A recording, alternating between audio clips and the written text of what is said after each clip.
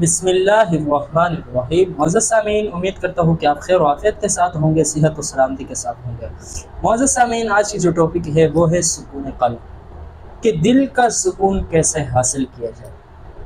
معزز سامعین، ہمارے معاشرے میں جہاں ہم رہتے ہیں، ہمارے ہاں چھوٹے بڑے جوان مرد اور عورت چاہے جو بھی ہو، وہ سکون کے متلاشی ہے، سکون کے تلاش میں ہے۔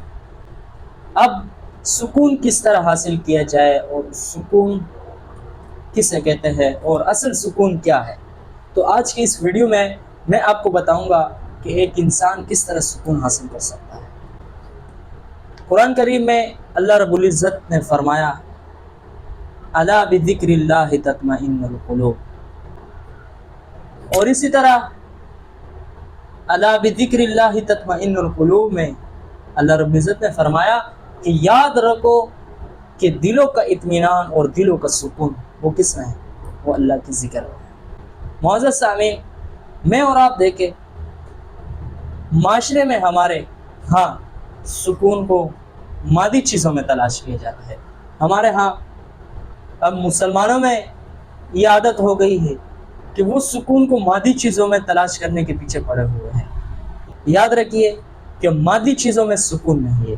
اگر مادی چیزوں میں سکون ہوتا تو آج امریکہ کے لوگ خوش ہوتے، امریکہ کے لوگوں کو سکون ہوتا، ان کے پاس اچھے گاڑی بھی ہوتی ہے، اچھا لائف سٹائل بھی ہوتی ہے، ان کے پاس پیسے بھی ہوتے ہیں، دولت بھی ہوتے ہیں۔ یہاں تک کہ ان خبیثوں نے یہ کیا کہ اپنے گھر میں جو بیوی ہے وہ ایک دوسرے کے ساتھ تبدیل کر کے یہاں تک اس گن میں مبتلا ہو کر پھر بھی ان کو دل کا سکون نہیں ہے۔ دنیا کی ہر لذت کو انہوں نے دیکھ لیا لیکن سکون ان کو حاصل نہیں ہوا۔ تو سکون حاصل کرنے کا جو اصل جگہ ہے جہاں سے انسان کو سکون حاصل ہوتی ہے، انسان کو سکون حاصل کرنے کا جو اصل اور بنیاد ہے وہ یہ ہے کہ انسان اللہ رب العزت کی ذکر میں مشغول ہو جائے۔ اللہ رب العزت کا ذکر کیا ہے؟ ذکر درود شریف بھی ہے، ذکر نماز بھی ہے، ذکر استغفار بھی ہے، ذکر کلمہ بھی ہے، لیکن اصل ذکر کیا ہے جس کی وجہ سے انسان کو سکون ملے؟ تو وہ ہے کہ انسان اللہ رب العزت کے یاد کو ہمیشہ اپنے دل میں بٹھائے۔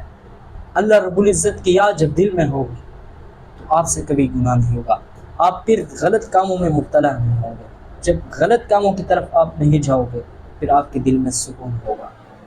دیکھیے، آج ہمارے معاشرے میں سکون کو یہ سمجھتے ہیں کہ ایک انسان کے پاس اچھا گاڑی ہو تب سکون حاصل ہو جائے گا، پیسے ہو تب سکون حاصل ہو جائے گا، اچھا گھر ہو تب سکون حاصل ہوگا۔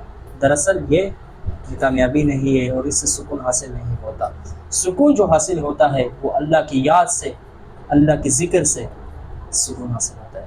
اس لیے فرمایا، وَمَنْ أَعْرَضَ عَنْ ذِكْرِي فَإِنَّ لَهُ مَعِيشَةً ضَنْكًا وَنَحْشُرُهُ يَوْمَ الْقِيَامَةِ أَعْمَىٰ، کہ جو اللہ رب العزت کی ذکر سے اعراض کرتے ہیں تو ہم اس کی زندگی کو تنگ کر دیتے ہیں۔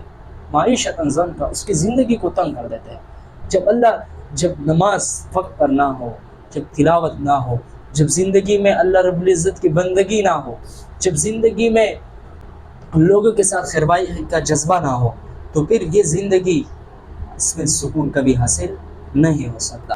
تو سکون حاصل کرنے کے لیے اللہ رب العزت کے ساتھ تعلق جوڑنا ہوگا، اللہ رب العزت کی یاد کو دل میں بٹھانا ہوگا، پھر آپ کو سکون حاصل ہو جائے گا۔ ایک مومن اور ایک عام بندے میں ایک فرق ہوتا ہے۔ دیکھیے، مومن کے اوپر بھی تکلیفیں آتی ہیں لیکن عام بندے پر بھی تکلیفیں آتی ہیں۔ مومن اس تکلیفوں پر صبر کرتا ہے، وہ اللہ رب العزت سے شکر اور شکایت نہیں کرتا۔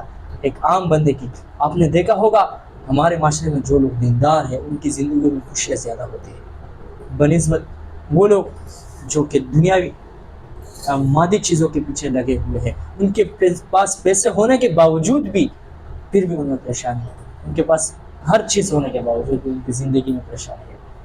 تو کوشش کرے کہ زندگی میں اللہ رب العزت کی بندگی ہو، نمازوں کی پابندی ہو، تلاوت ہو، ذکر و اذکار ہو، غریبوں کی، مسکینوں کی اور اسی طرح آس پاس پڑوسوں کے ساتھ مدد کرنے کی دل میں جذبہ ہو، پھر آپ کی زندگی میں سکون آئے گا۔